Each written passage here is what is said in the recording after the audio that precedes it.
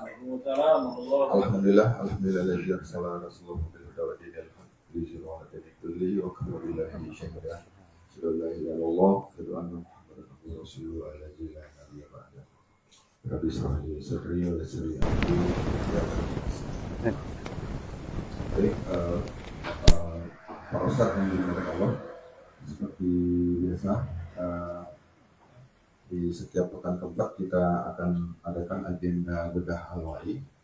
Nah, untuk kali ini di rubrik fokus itu temanya adalah tentang makna penting Maulid Nabi. Nah, agenda ini insya Allah nanti akan dipandu oleh Bang Nasrud dan yang menjadi narasumber itu adalah Ustaz Susno. Nah, baik para Ustaz yang dimuliakan Allah, untuk mempersingkat waktu kita mulai saja agenda kita ini dengan lafaz basmalah. Bismillahirrahmanirrahim. Ya, selanjutnya saya serahkan kepada Bang Nasrud. Ya, silakan Bang.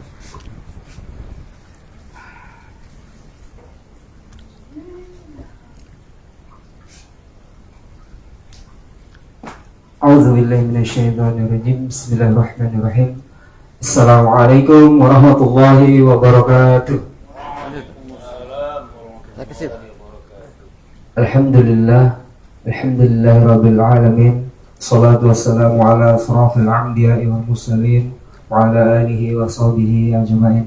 Allahumma salli ala sayyidina Muhammad wa ala ali sayyidina Muhammad. Hadana lihada wa ma kunna litahdiyana laula an hadana Allah. Asyhadu an la ilaha illallah wahdahu la syarika lah. Asyhadu anna Muhammadan abduhu wa rasuluhu allazi la nabiyya ba'dahu. Amma. Alhamdulillah, pada malam hari ini kita masih diberi nikmat iman dan Islam, sehingga kita bisa masih diberikan keringanan langkah untuk hadir di acara kita, di agenda kita, di setiap bulannya, di setiap akhir bulan ya. Pada malam hari ini mudah-mudahan kita mendapatkan keberkahan oleh Allah Subhanahu wa Ta'ala, dan insya Allah apa yang kita niatkan di awal menjadi hujah di hadapan Allah Subhanahu wa Ta'ala. Baik, kita persilahkan Al-Ustaz Sutrisno untuk membersamai kita untuk membedah al-wa'i ya.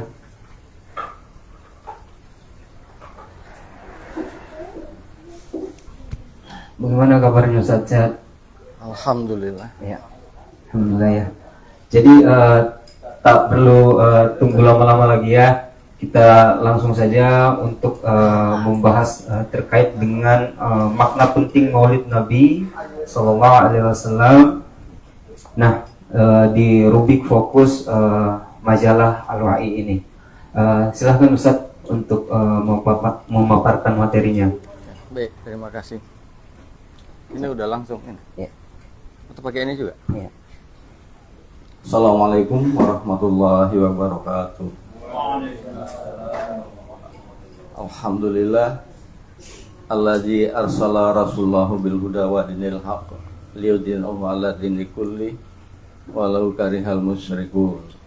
Asyhadu an la ilaha illallah wahdahu la syarikalah wa asyhadu anna Muhammadan abduhu wa rasuluh. Allahumma sholli ala sayyidina Muhammad wa asfil dzolim bidzolimin wa ahrisna min bainin salimin wa ala alihi wa sahbihi ajma'in. Para hadirin dan para pemirsa yang secara online ya, bagaimana kabarnya? Ya, mudah-mudahan malam ini kita selalu dalam keridhaan Allah Subhanahu wa Ta'ala. Terima kasih atas keluangan waktunya kepada saya untuk membedah rubrik fokus ya, berkaitan dengan Maulid Nabi Sallallahu Alaihi Wasallam. Peringatan Maulid Nabi Muhammad Sallallahu Alaihi Wasallam merupakan momen yang sangat dihormati oleh umat Islam, khususnya di Indonesia. Setiap tanggal 12 Rabiul Awal umat Islam dari berbagai lapisan masyarakat memperingati Maulid Nabi Shallallahu Alaihi Wasallam dengan kegiatan seremonial seperti pembacaan berjanji, marhaban, tausiah, dan berbagai bentuk syariat Islam lainnya. Namun perlu kita renungkan kembali, apakah substansi dan peringatan Maulid Nabi Sallallahu Alaihi Wasallam benar-benar telah menyentuh esensi dakwah dan perjuangan beliau, ataukah sebatas euforia simbolik yang bersifat tahunan? Nah, oleh karena itu malam ini kita akan mencoba untuk mengulas hal ini dengan tema makna penting Maulid Nabi Shallallahu Alaihi Wasallam. Perayaan Maulid Nabi telah berlangsung sejak masa dinasti Fatimiyah di Mesir, lalu berkembang luas pada masa dinasti Ayyubiyah dan Mamluk. Ulama seperti Imam As-Suyuti dalam kitabnya Usul Al-Makhid bil Amal Al-Maulid membolehkan peringatan Maulid asalkan tidak mengandung unsur maksiat. Namun para ulama juga menekankan pentingnya menjadikan Maulid Nabi Sallallahu Alaihi Wasallam sebagai sarana untuk memperdalam kecintaan dan keteladanan kepada Rasulullah Sallallahu Alaihi Wasallam, bukan sekedar perayaan kosong belaka. Nah, saudara-saudara, para hadirin dan para peserta secara online, sebagaimana kita pahami bahwasanya Maulid dari sisi bahasa itu memperingati hari lahirnya Rasulullah Shallallahu Alaihi Wasallam. Dan seperti yang sudah saya bacakan tadi, hal itu dibolehkan asal di dalamnya itu tidak mengandung maksiat. Saya secara pribadi melihat hal ini merupakan bagian dari wujud kasih sayang Allah kepada umat manusia dengan diutusnya Rasulullah SAW di tengah-tengah umat manusia yang pada masa itu masih pada masa jahiliyah. Memperingati Maulid Nabi dapat menjadi sarana dakwah kepada umat. Maulid adalah momentum untuk menyegarkan kembali ingatan umat terhadap keagungan akhlak Rasulullah Sallallahu Alaihi Wasallam, serta menyadarkan umat akan pentingnya meneladani perjuangan beliau dalam menegakkan Islam secara kapal. Sayangnya ini sering tidak tercapai. Banyak pihak mencukupkan diri dalam peringatan Maulid sebatas pada mengenalkan Rasulullah Sallallahu Alaihi Wasallam sebagai utusan Allah yang harus diteladani. Namun teladan hanya pada aspek-aspek artifisial atau hanya di permukaan, seperti teladan dalam keluarga, teladan dalam memperlakukan istri, teladan dalam bersikap kepada orang lain, bahkan kepada musuh. Dan deskripsi keteladanan lainnya bersifat personal.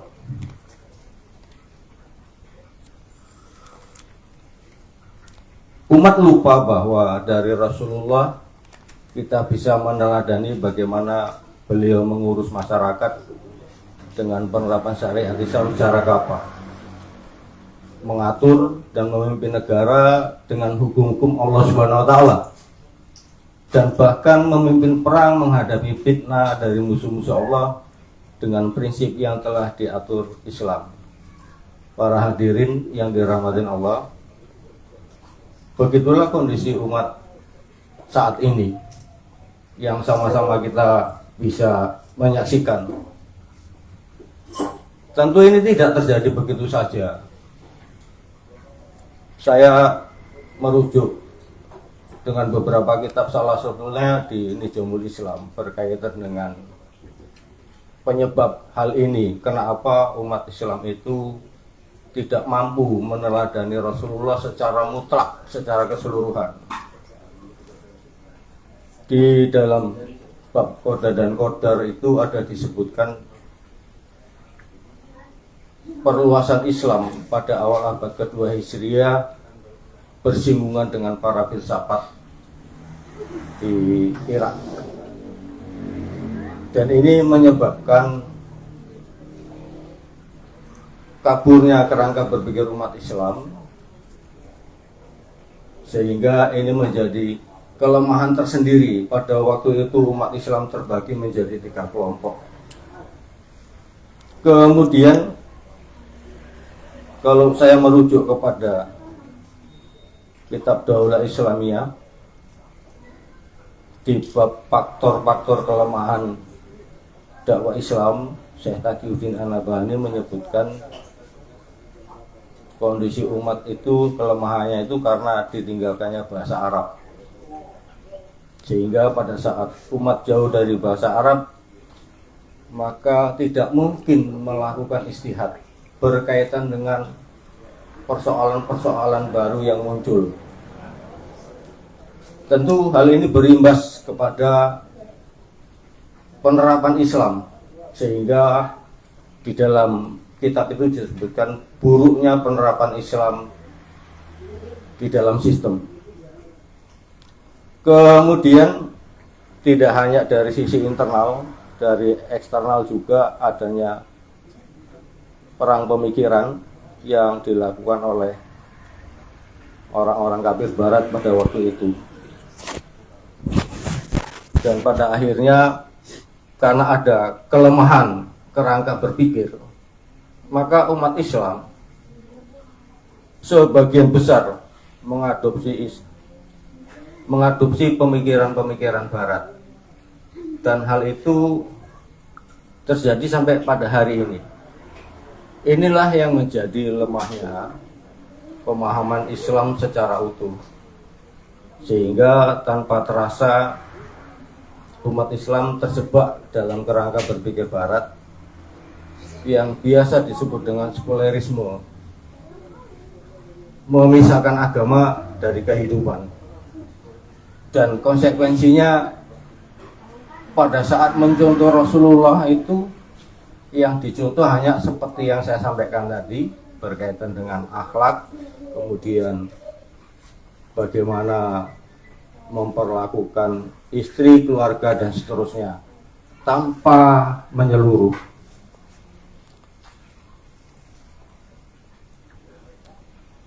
Kemudian Rasulullah SAW satu-satunya teladan, mengingat kelahiran Nabi SAW bukanlah merayakan ulang tahun beliau. Mengenang momentum kelahiran beliau adalah upaya memfokuskan kembali mata batin kita pada sosok manusia yang paling berjasa dalam hidup dan peradaban. Tidak lain agar kita menjadikan beliau sebagai satu-satunya contoh, the model dan uswah terbaik dalam menapaki ragam sisi kehidupan. Sungguh dalam diri Rasulullah SAW terdapat suri teladan dalam berkeluarga, dalam memimpin masyarakat dan negara, juga dalam ragam aspek kehidupan lainnya. Beliau ibarat batu permata yang indah, dilihat dari sisi mana saja. Beliau memunculkan cahaya berkilau yang indah. Allah Subhanahu wa taala berfirman, "A'udzubillahi minasyaitonir rajim. Laqad kana lakum fi Rasulillahi uswatun hasanah." Sungguh telah ada pada diri Rasulullah itu suri teladan yang baik bagi kalian. Quran surat Al-Ahzab ayat 21. Baginda Nabi Shallallahu Alaihi Wasallam adalah manusia dengan akhlak terbaik. Aisyah radhiyallahu anha menyebut akhlak beliau adalah Al-Quran. Aisyah radhiyallahu anha juga berkata, Rasulullah Shallallahu Alaihi Wasallam adalah orang yang paling mulia akhlaknya. Tidak pernah berlaku keji, tidak mengucapkan kata-kata kotor, tidak berbuat gaduh di pasar, tidak pernah membalas dengan kejelekan serupa, akan tetapi beliau pemaaf dan pengampun. Hadis riwayat Ahmad. Sosok manusia termulia ini secara jujur juga diakui oleh dunia barat. Dr. Michael Hart, penulis buku 100 tokoh ya, bahasa Indonesianya banyak. Beliau menulis, pilihanku untuk menempatkan Muhammad di urutan pertama dalam daftar orang yang paling penting dalam sejarah mungkin akan mengejutkan pembaca.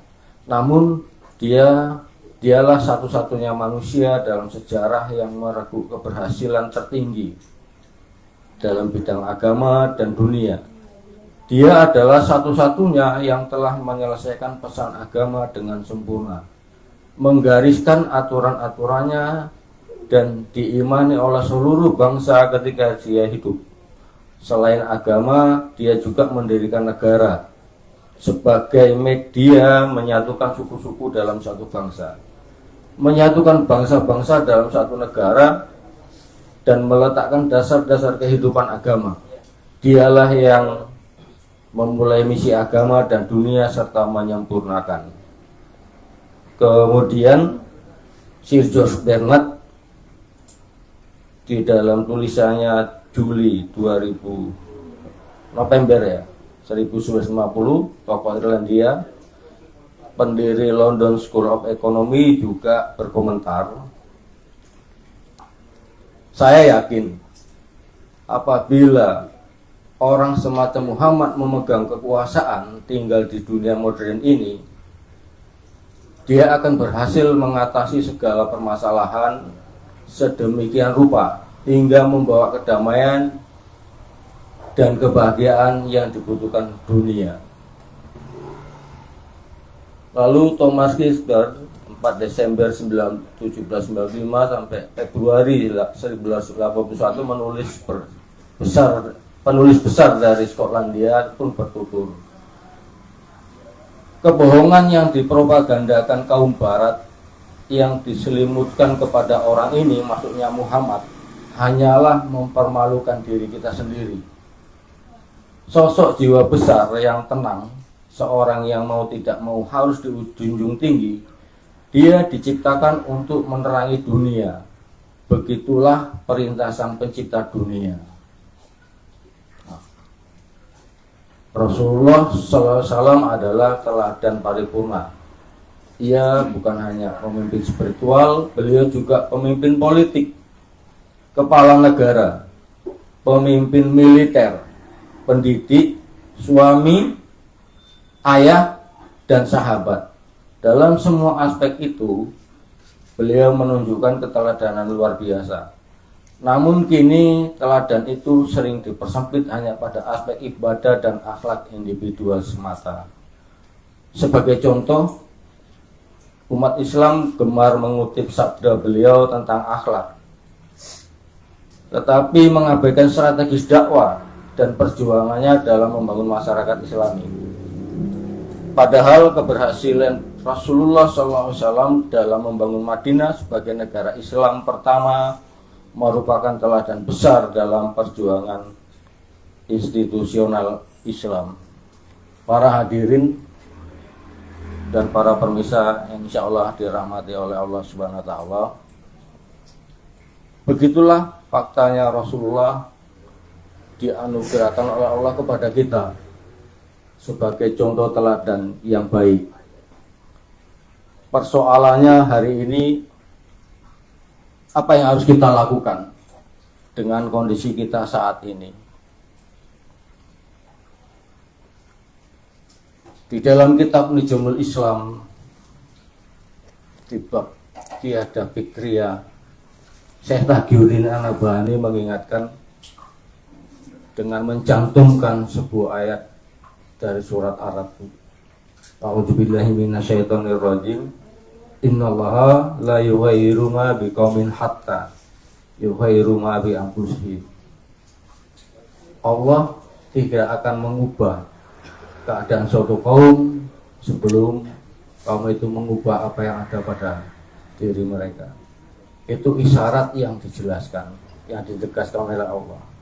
Maka dalam kondisi saat ini, apabila umat Islam saat ini menginginkan kehidupan yang lebih baik seperti apa yang dicontohkan oleh Rasulullah, harus melakukan perubahan. Harus menumbuhkan kesadaran bahwa pertama, manusia itu butuh Rasul. Jadi kalau pada hari ini kita mengimani Rasul, kita mencontoh Rasul pada aspek ibadah, akhlak, maka kita harus kembali secara utuh dengan mengimani Rasul itu di seluruh aspek kehidupan. Sebagaimana kita pahami bahwasanya manusia diciptakan oleh Allah itu lengkap dengan potensi hidupnya. Potensi hidup itu adalah potensi yang menyebabkan sesuatu itu menjadi hidup. Di dalam kitab IPS yang saya baca, karangan Ustadz Hafiz Abdul Rahman, menyebutkan manusia itu membutuhkan kebutuhan fisik, hajatul udhawiyah, di mana pemenuhannya itu adalah bersifat pasti. Juga manusia itu dikaruniai oleh Allah itu naluri. Di sana ada naluri bakok yang penampakannya itu ingin berkuasa, ingin memiliki rasa takut, rasa berani. Juga manusia dikaruniai oleh Allah itu mempunyai naluri beragama, yang penampakannya itu mentakdiskan, mengibadahi, mensucikan. Dan tak ketinggalan, manusia itu juga dikaruniai oleh Allah itu khorijatun nau, atau naluri kasih sayang. Penampakannya itu suka dengan lawan jenis, kemudian ada rasa kasih sayang kepada keluarga, kepada sesama manusia. Nah, potensi ini pada saat pemenuhannya itu diserahkan kepada manusia, tentu saja akan menimbulkan kekacauan. Hari ini menjadi contoh yang nyata pada saat manusia dalam mewujudkan khorijatun bakoknya. Misalnya ingin berkuasa, maka bisa kita lihat bagaimana manusia meraih kekuasaan. Kemudian untuk apa dia berkuasa? Begitu juga pada saat manusia berusaha untuk memenuhi khorijatun nau, yang suka pada lawan jenis dan sebagainya. Kalau ini diserahkan kepada manusia, pemenuhannya apa yang terjadi? Hubungan bebas tanpa arah. Kita bisa dilihat dalam kondisi sekarang ini. Bahkan, mohon maaf, hubungan sesama jenis juga bisa terjadi. Saya teringat apa yang pernah disampaikan oleh teman saya. Kalau hari ini ada sebuah keluarga yang anak putrinya dilamar atau dijadikan istri oleh seorang non-muslim, dia akan marah besar. Tetapi hari ini tidak sedikit para orang tua yang anaknya itu dibawa oleh yang bukan mahramnya. Mereka diam saja, beralasan itu hal biasa. Bahkan ada yang sibuk kalau anak gadisnya di rumah saja, khawatir kalau tidak akan dapat jodoh. Ini konsekuensi pada saat pemenuhan naluri itu diserahkan kepada akal manusia.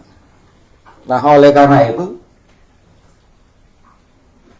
pada saat kita mengimani Allah, mengimani Rasul, maka dalam memenuhi baik kebutuhan jasmani maupun naluri itu, konsekuensinya kita harus mengikuti apa yang dicontohkan oleh Rasulullah SAW.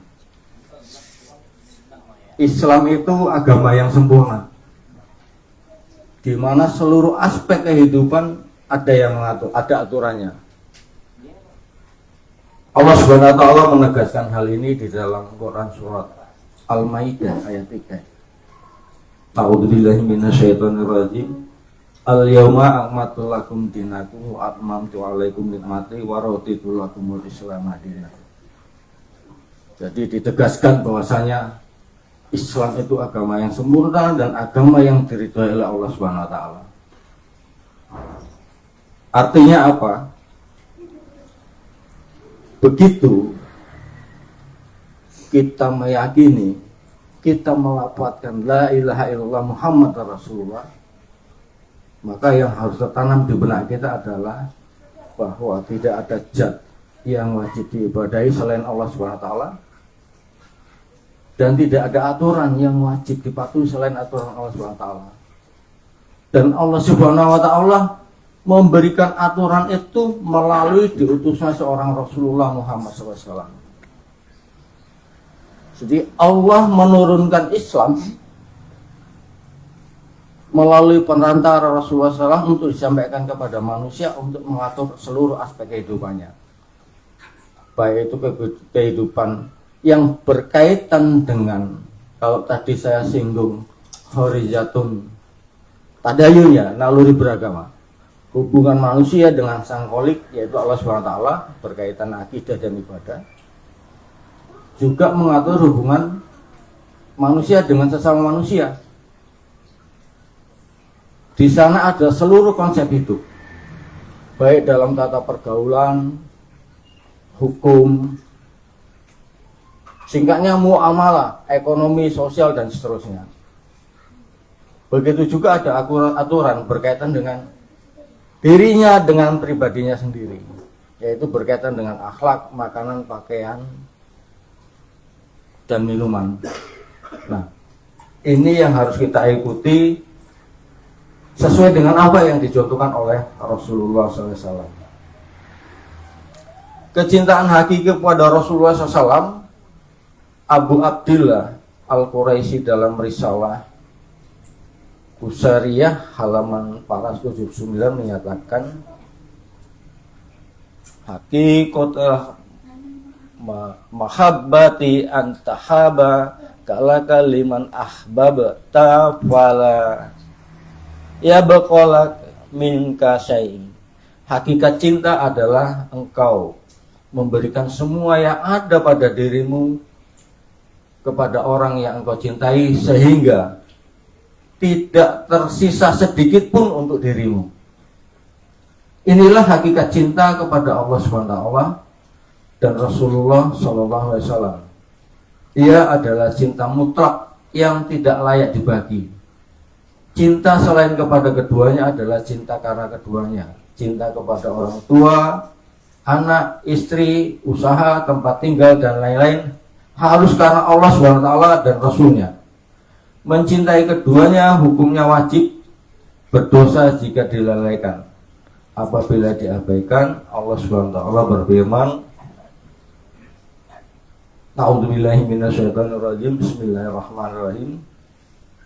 Qul in kana aba'ukum wa abna'ukum wa ikhwanukum wa azwajukum wa ashiratukum wa amwalun abtaratuha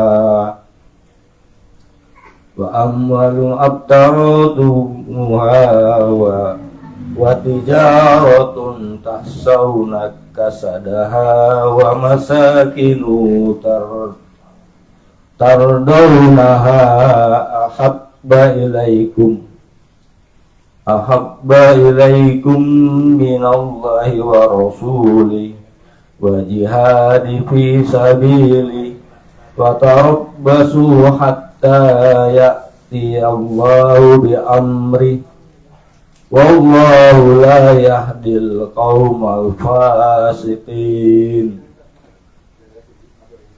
Katakanlah, jika bapak-bapak, anak-anak, saudara-saudara, istri-istri dan kaum keluarga kalian, harta kekayaan yang kalian usahakan, perniagaan yang kalian khawatirkan kerugiannya, serta rumah-rumah tempat tinggal yang kalian sukai adalah lebih kalian cintai daripada Allah dan Rasulnya dan daripada berjihad di jalannya, maka tunggulah sampai Allah mendatangkan keputusan hukumannya.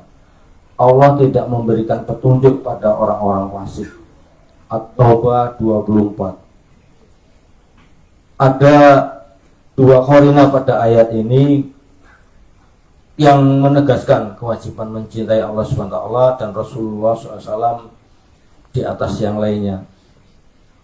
Pertama, frasa Fatarabbasu hatta yatiyallahu bi amri. Maknanya adalah bantaziru mazayahilu bikum min iqabihi wa nakalihi bikum. Tunggulah hingga Allah halalkan saksi dan hukuman atas kalian. Ibnu Katsir, Tafsir Al-Quran Al-Azim, juz 2, halaman 401. Kedua, Allah menyifati orang yang lebih mencintai selain Allah Subhanahu wa taala dan Rasulullah SAW dengan sifat fasik dan tidak Allah beri hidayah. Wal iyadu billah. Cinta adalah fi'il al-qaib, amal hati, tidak bisa dilihat secara langsung. Namun cinta bisa dilihat melalui alamat atau tanda dan atsar atau jejaknya.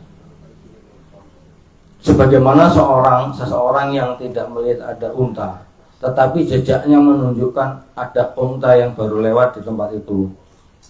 Qotiyah menyatakan, ketahuilah bahwa siapa saja yang mengklaim mencintai sesuatu, termasuk seseorang, maka ada tandanya. Tanda tersebut bersesuaian dengan kadar cintanya. Jika tidak ada buktinya, tidak benar klaim cintanya. At-Sa'alabi Al-Jawahir Al-Hasan fi Tafsir Quran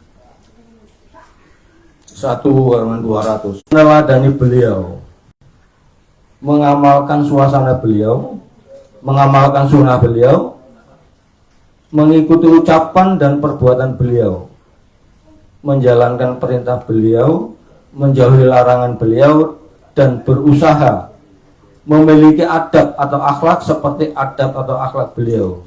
Qotiyat as-sifa bi at-ta'rif al-huquq al-mutafa.